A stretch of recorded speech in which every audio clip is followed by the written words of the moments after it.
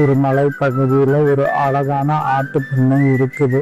அங்கே ஒரு சோம்பேறி பூனை தினமும் சாப்பிட்றது தூங்குறது இதையே வேலையாக வச்சிட்டு இருக்குது. ஆடுகள் எல்லாமே இவனுக்கு திண்டுறதும் தூங்குறதும் தான் வேலைன்னு இவனை வேலை செய்கிறாங்க. அந்த பூனையும் இதே மாதிரி தான் பண்ணிட்டு இருக்குது. ரொம்பவும் சோம்பேறியாக இருக்குது. ஒரு நாள் அந்த ஆட்டு பண்ணைக்குள்ளே ஒரு காட்டு நாய் வந்துடுது.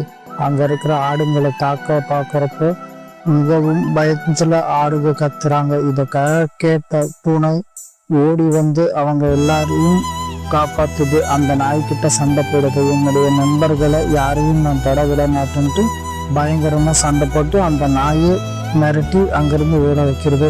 இதை பார்த்த ஆடுகள் ஆச்சரியம் அடைஞ்சிடுறாங்க. அன்னிலிருந்து அந்த பூனை அந்த பண்ணையுடைய பாதுகாவலனா மாறுறான். அந்த பூனை தினமும் அதே மாதிரி தூங்கிட்டு அங்க பாதுகாத்துட்டு இருக்குது. நல்ல மனுஷன் இருந்தா சோம்பேறி கூட வீரனாக